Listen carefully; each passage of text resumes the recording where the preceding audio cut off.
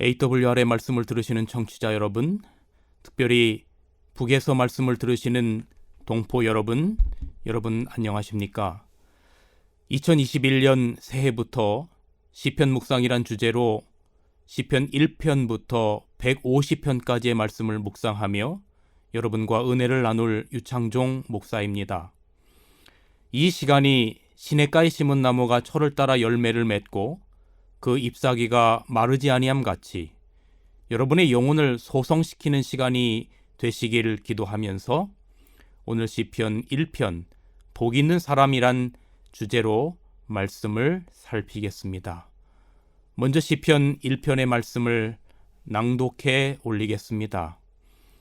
복 있는 사람은 악인들의 꾀를 따르지 아니하며 죄인들의 길에 서지 아니하며 오만한 자들의 자리에 앉지 아니하고 오직 여호와의 율법을 즐거워하여 그의 율법을 주야로 묵상하는 자로다.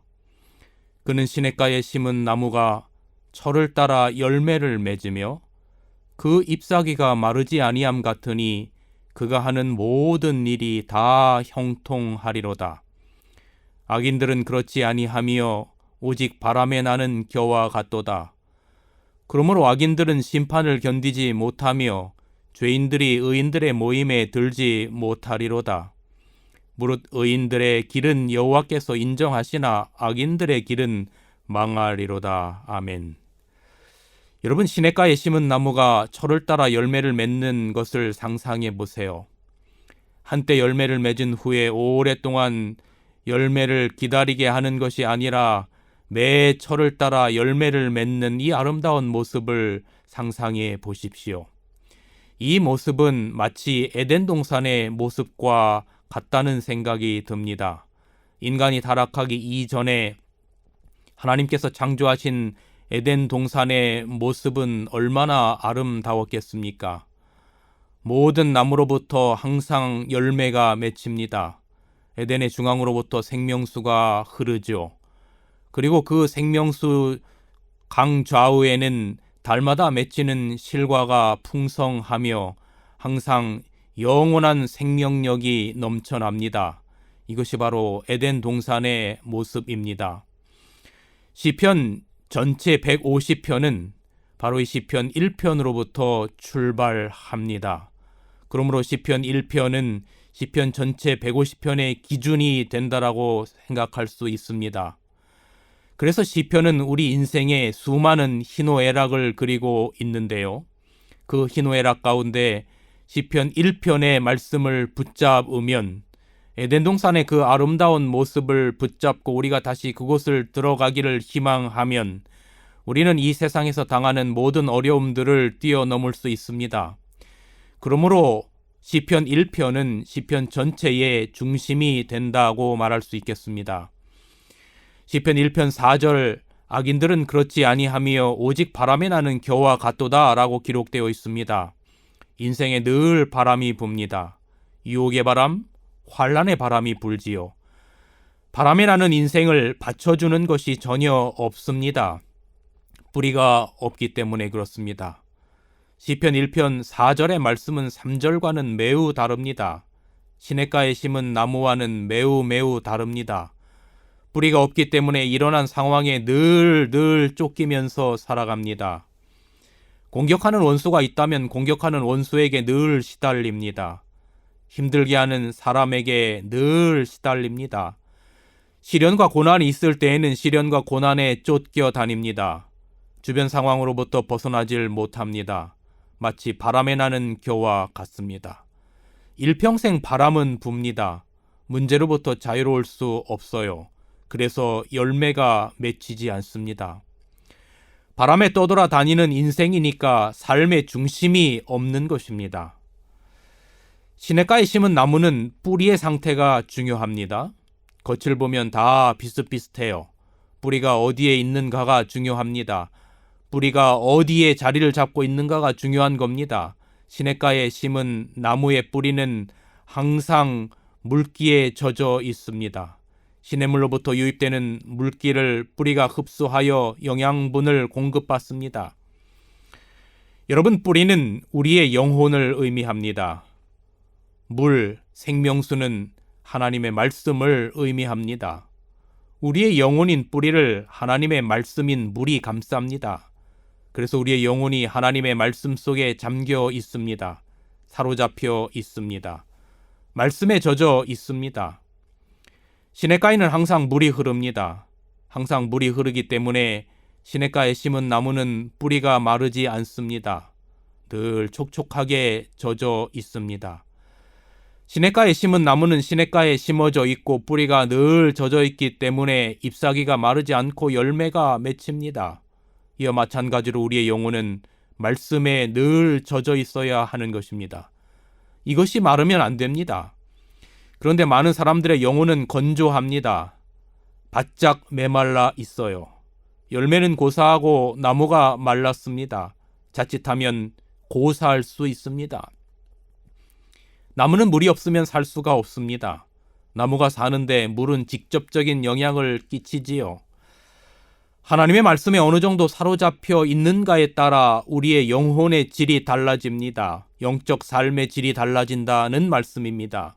영혼의 질에 따라 외부 환경으로부터 자신을 철저히 보존할 수 있습니다.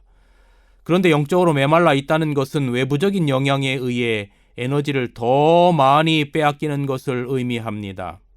뿌리는 바짝 말라 있어요. 그런데 태양이 강렬하게 쬐면 잎이 다 말라버립니다. 잎이 말라버리고 가지가 말라버리고 나무 둥치가 말라버리고 나중에는 나무 전체가 말라버립니다. 여러분, 우리의 삶 가운데 많은 염려가 있지요. 왜 염려가 일어납니까? 일어난 상황에 우리의 시선을 완전히 빼앗겼기 때문에 그렇습니다.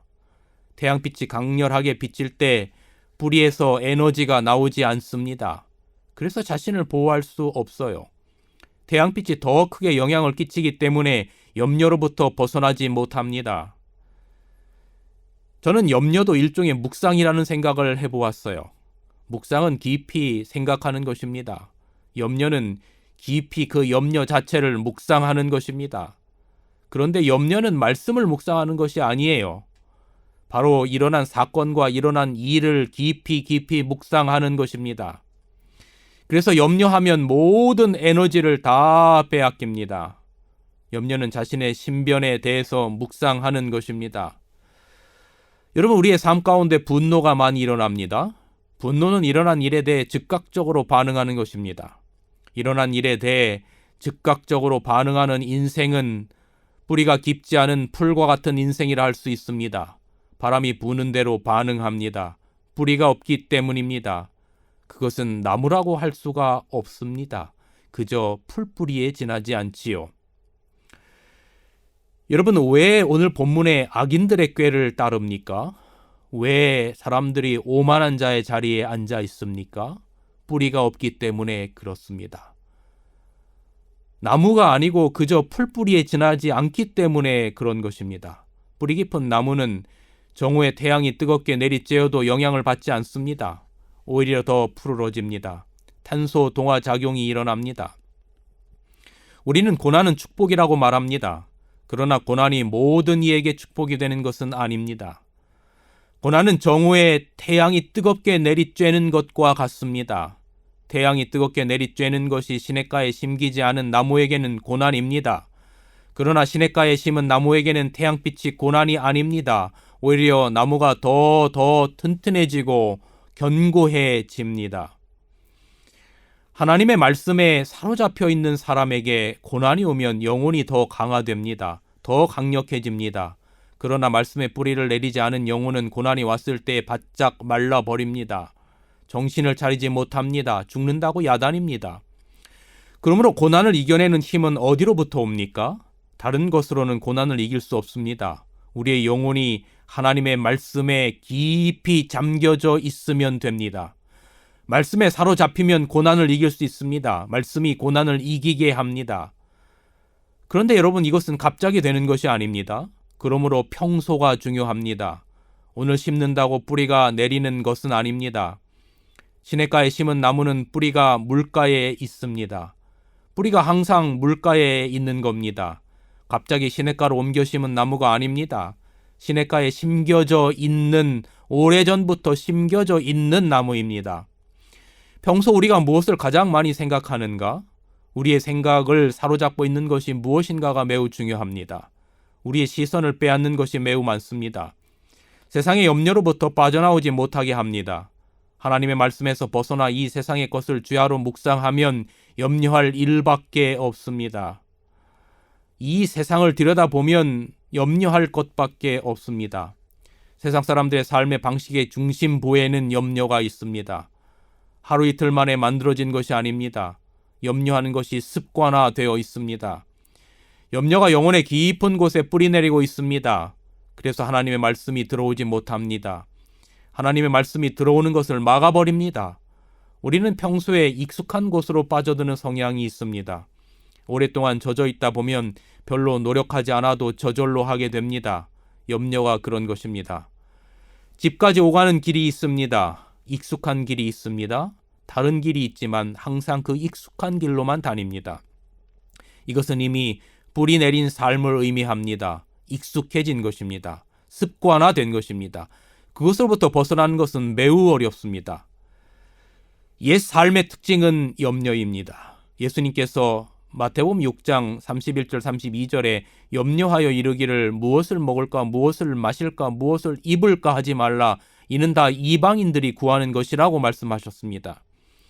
이방인의 삶의 방식이 염려라는 의미입니다. 살아가면서 염려하는 것이 익숙해진 것입니다. 이것은 세상 사람들의 모습입니다. 일어나고 있는 상황에 대해 생각하고 묵상합니다. 시험도 마찬가지입니다. 왜 시험에 듭니까? 갑자기 시험에 드는 것은 아닙니다. 시험에 들 것에 대해 이미 생각하고 있었기 때문입니다. 시험에 들 일을 날마다 묵상했기 때문입니다. 어느 날 진짜로 시험이 다가올 때 익숙한 것을 받아들이는 것입니다. 계속 묵상하고 생각했기 때문입니다. 시험에 덫에 걸리게 됩니다. 항상 돈을 생각하면 돈으로 인해 시험에 쉽게 빠지지요. 평소에 그것을 늘 생각하고 있었기 때문입니다.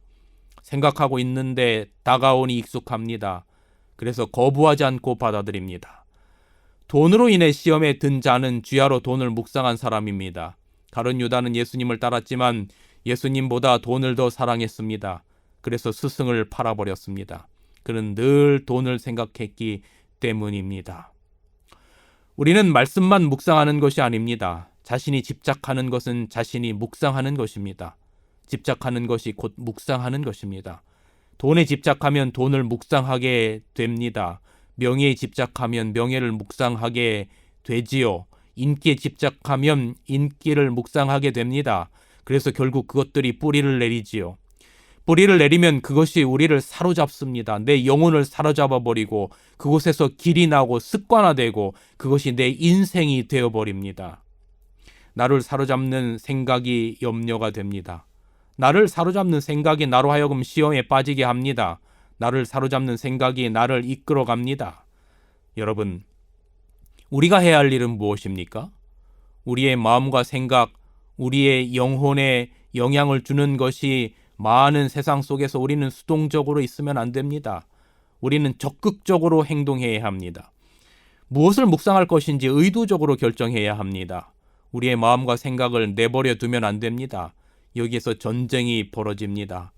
온갖 것이 우리에게 달려듭니다. 잡초가 무엇입니까?